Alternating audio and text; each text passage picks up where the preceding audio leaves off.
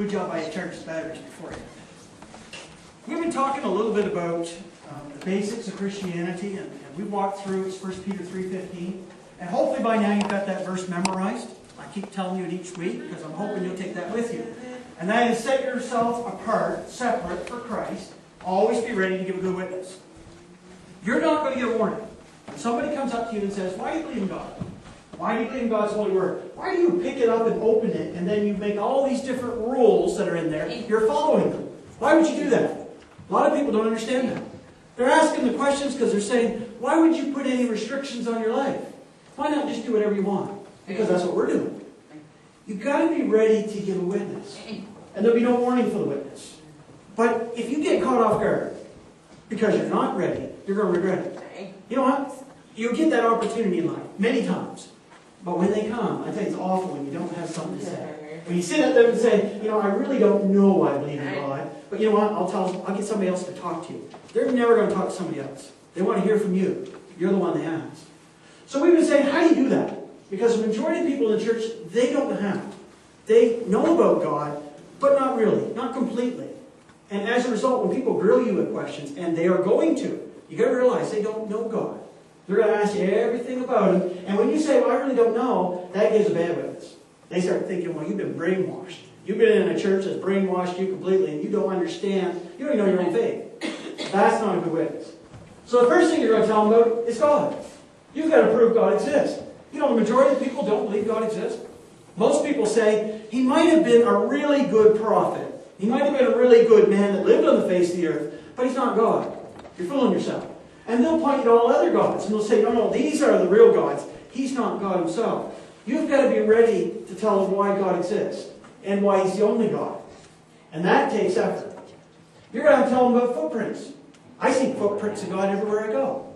Every time I walk into the church, I see his footprint everywhere. Thank goodness. I see it in every one of you. But when I go out in the world, I see his footprints out there. I see the universe.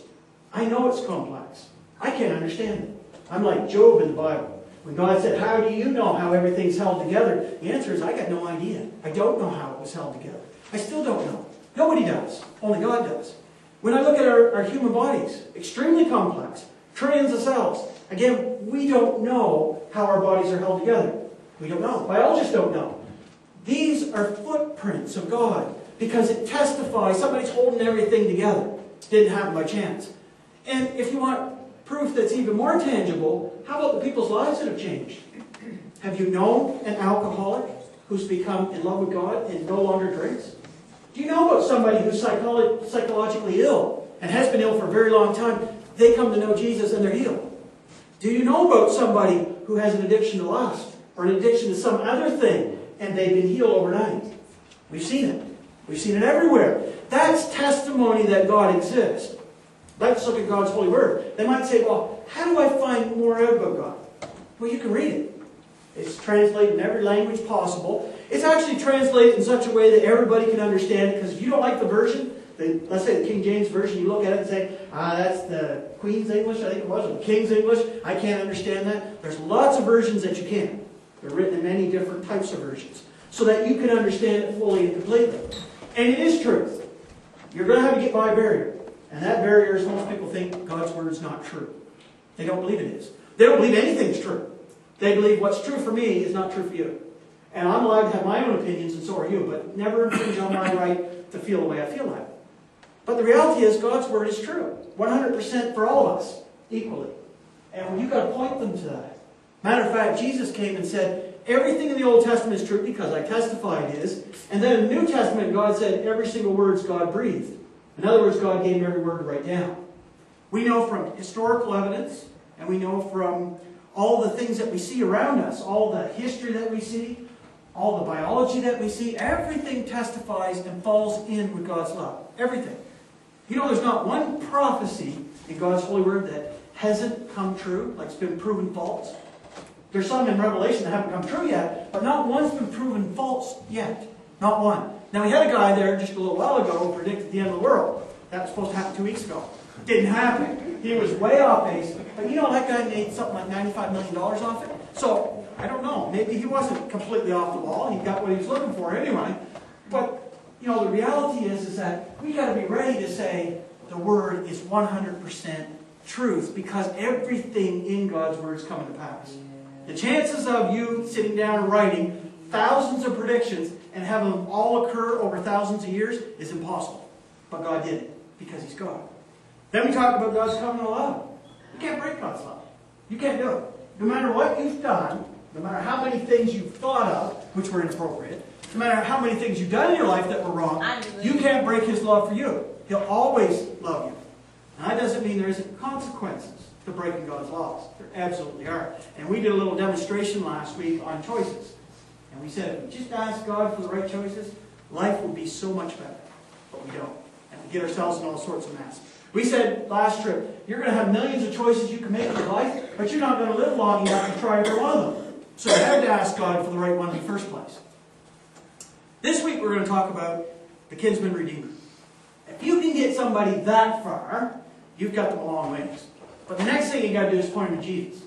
And that's where you're going to find the hope. That's where you're going to get them into a relationship with God. So the first thing that we're going to look at is the idea of an inheritance that has been lost.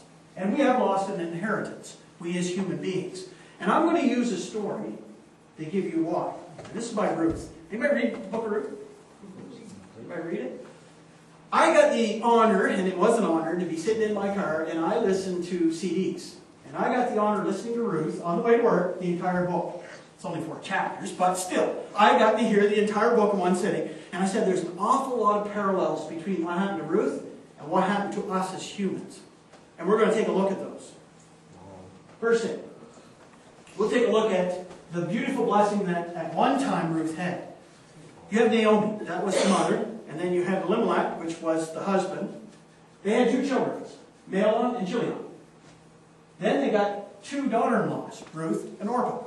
You had the makings of a great family here. They started out with great riches. They had land. They were living in the Moab country. They had a lot. And they had this beautiful family that was starting to form. And of course, they were starting to look forward to grandchildren and great-grandchildren. And they were looking forward to life. Everything was going great. Awesome. You got to realize in the Old Testament, family was everything. Because in the Old Testament, who worked the land? Your family. Who stayed with you? Your family. Everybody lived together. And in the Old Testament, if you had a huge family, that was a blessing from God. That was your indication you were doing things right with God because your family was many. So they had a great start. They were thinking, wow, everything's going great. Then tragedy hit. The family got broken. The first one that died was the husband. He died first, and you know, for Naomi, my heart goes out to her because ultimately, it's hard to lose a loved one. I've lost a loved one. I know what it feels like. It must have been terrible for Naomi, but she went through a lot more than that. She also lost both of her children. Both of those died as well. So you have 3 widows in the same family. 3 widows that are struggling. Now, they stayed on the land as long as they could, but they lost half their family. They couldn't work the land and make a living. They ended up going in debt right up their eyeballs. And in the end, they had to leave their land because the bank owned it. So, Naomi decided to change her name. This is interesting. Naomi said, you know, I used to be called Naomi. But the second she came home, she said, don't call me Naomi anymore, call me Mara. And Mara actually means bitterness. And she said, God's put a curse on me and my family. I want to be called bitter from now on. That's how much it affected Naomi. That's how much it affected the family. You know, there was nothing they could do to get their inheritance back. Back then, you couldn't work enough on the land with 3 people to ever make enough money back in order to get your inheritance. It wasn't what happened. And Naomi was clear with that. We're going to see it later on how she's going to say, nothing you can do. I'm done. Our family's done. Our family line is done. There's no possibility for a future. And I got thinking, are we not the same as human beings? Don't we share the same plight? Because after all, I think we have lost an inheritance. Matter of fact, I know we have when we turn to Genesis. It says, ever since the creation of the world, God breathed into our nostrils a breath of life. We who were created in the image of God would forever be honored, being made just a little bit lower than the angels. Now, when you look in the mirror, I hope you probably don't see an angel most times. You look in the mirror and you just see a person. You see a person with lots of sins. But the reality is that's not what God sees. God sees an angel. God sees himself. We were created in his image. We got a lot of things in common with God. We can think, we can speak, we can love, we have hope. We have a lot of things that are similar to Him, not at the same level as Him by any stretch of the imagination. But God